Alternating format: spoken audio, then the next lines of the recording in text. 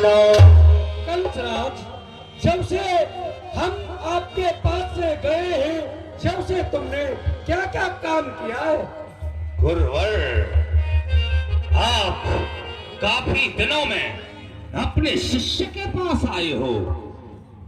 जब आपने मुझसे प्रश्न पूछाई है तो मैं बतलाता हूं गुरुवर कि आपसे भेंट के पश्चात मैंने मथुरा में क्या क्या कार्य किए गुरुवर। गुरुदेव, सर्वप्रथम हमारे वृद्ध पिता, जो कि हमारे राजकोष के धन को अग्नि में जला रहे थे, घी को अग्नि में जला रहे थे गुरुदेव, सर्वप्रथम मैंने उस यज्ञ को विध्वंस किया। कहो गुरुदेव, अच्छा किया ना? बहुत अच्छा किया। अच्छा किया। उसके बाद गुरुदेव, हमने बहन देवकी का विवाह रचाया। हम उसके विवाह में बड़े ही प्रसन्न थे गुरुवर।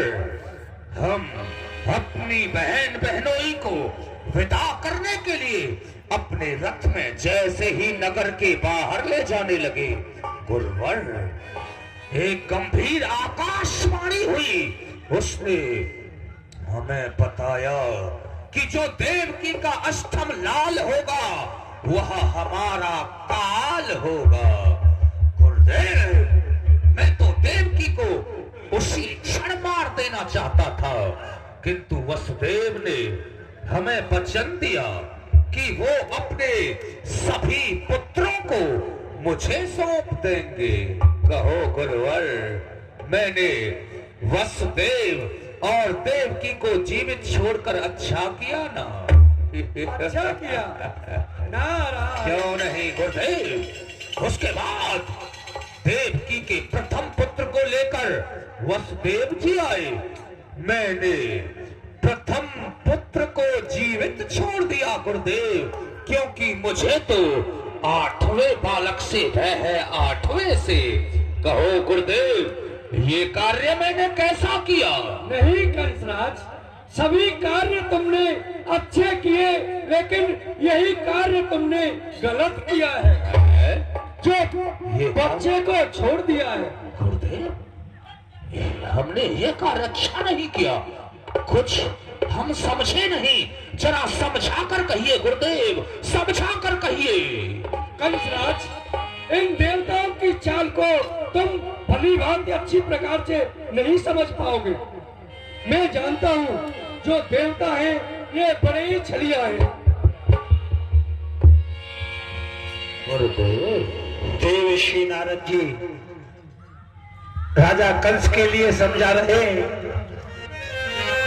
ए दीवान, अष्टकमल का फूल बनाओ।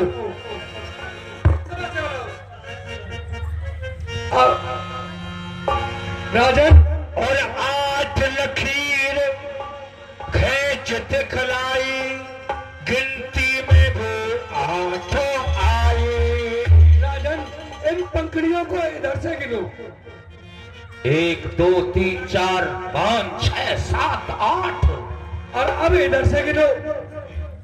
1 2 3 4 5 6 7 8।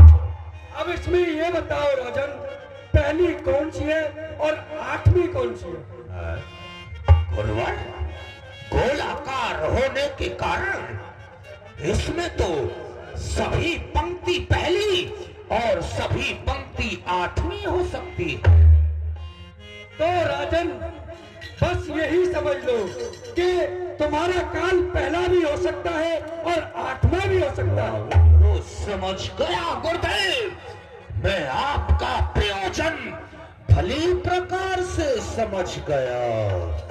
अर्थात मुझे देवकी के पहले बालक का वध कर देना चाहिए। अवश्य गुरुदेव, अवश्य।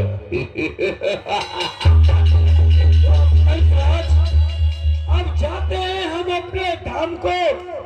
तुम सोच समझ के करना अपने काम को। नारायण। अवश्य गुरुदेव, अवश्य। दीवार वसुदेव पर खबर पहुंचाई जाए, वो पुनः अपने पुत्र सहित यहाँ उपस्थित हो जाएं। बसदेव जी पुत्र को लेकर के दरबार में उपस्थित हो जाए। आइए, महाराज ने बुलाया है आपको। ठीक है, हे राजन, कहो मुझे किस लिए बुलाया है? राजन नहीं, मुझे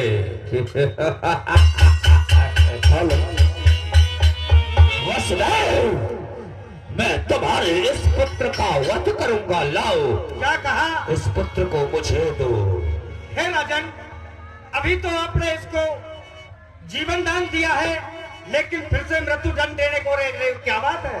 वसुदेव, तुम इस प्रश्न को मुझसे नहीं कर सकते, क्योंकि तुम वचनबद्ध हो। हम क्या करते हैं क्या नहीं। लाओ, इस पुत्र को मुझे दो।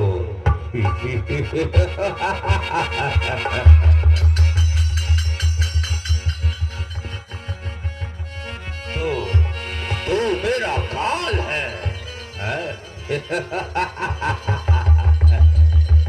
अब अपने मामा के हाथों मरने के लिए तैयार हो जा बालक। मामा कंस तुझे अभी पत्थर पर पछाड़ कर समाप्त करता है। बम विश्वनाथ, हर हर महादेव।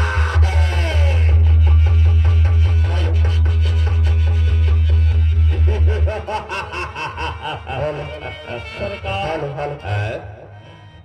मैं आपसे कुछ विनती करना चाहता हूँ। क्या कहना चाहते हो दीवान? देखिए, जिस तरह से आपने भरे दरबार में से बच्चे को मारा है, इसी तरह से आगे भी आप बच्चों को भरे दरबार में मारोगे तो ये प्रजा है आतंक पर उतर आएगी, विद्रोह पर आ जाएगी प्रजा।